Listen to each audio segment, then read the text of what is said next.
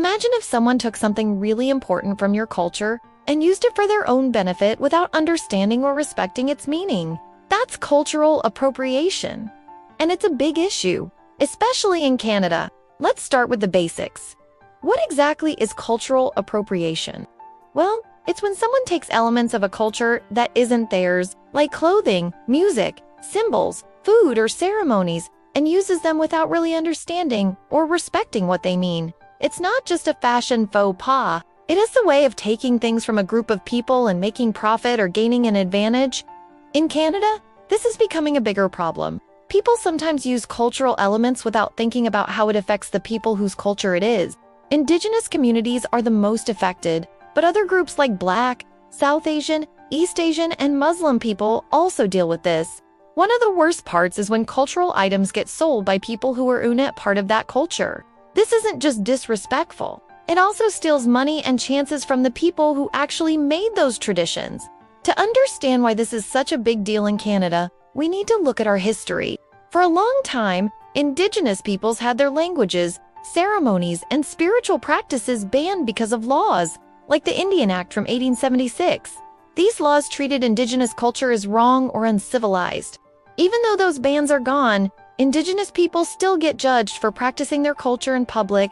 Meanwhile, non-Indigenous people can borrow cultural parts for fashion, music, or business and make money off them. This history shows why cultural appropriation is no small matter. It repeats a pattern where marginalized cultures get punished for being themselves, but dominant groups get praised for copying them. Emma Daybury, an activist and writer, sums it up by saying, "Cultural appropriation operates as part of a structural power dynamic, taking culture from groups with less power while erasing their role. Basically, the dominant culture takes what they want and erases the people who created it." You see cultural appropriation everywhere in Canada. People wear traditional clothing or hairstyles without knowing what they mean. Non-Indigenous folks might wear feathered headdresses to music festivals, but those headdresses are sacred and earned through respect. Influencers and fashion brands use African prints, Chinese keep, Muslim hijabs, or South Asian saris in photos or shows without understanding what those clothes really mean.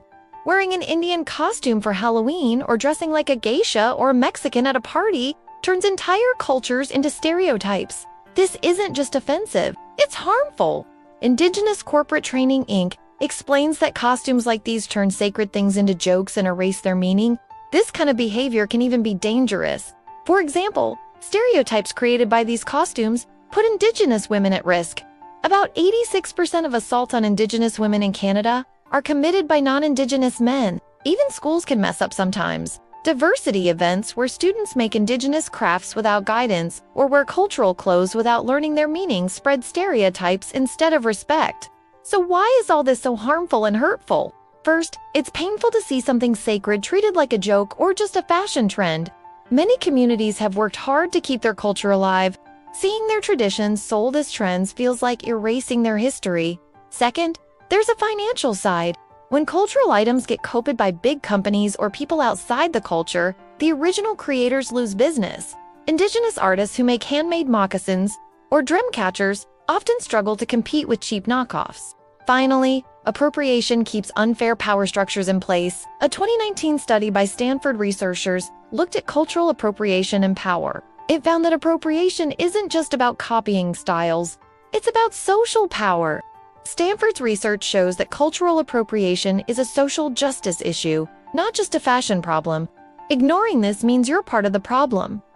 People in dominant groups can try out styles from minority cultures without facing the racism or judgment those minority groups face every day. This makes appropriation unfair.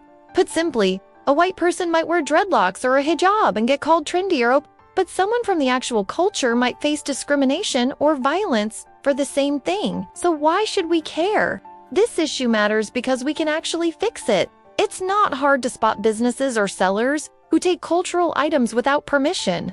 We can teach people how to tell the difference between real cultural items and stolen ones. Supporting real cultural artists, asking where things come from, and not buying knockoffs are ways anyone can help. We also have an emotional reason to care. Many communities are working hard to protect their traditions. Seeing those traditions sold by outsiders is hurtful and unfair. It shows a lack of respect for the people who created those cultures. Cultural appropriation in Canada is real, and it's a problem. It might seem small to some, but it causes real harm. It hurts people emotionally, steals money and chances from creators, and keeps old power imbalances in place. Respect, consent, and understanding are key. By supporting original creators, refusing to buy from exploiters, and spreading the word, Canadians can move toward real respect for all cultures. If we want a fair and diverse country, we need to care about other cultures, not just copy them. Thanks for watching this video. If you found it helpful, please like and share. Your support helps us create more videos like this. Stay tuned for more educational content.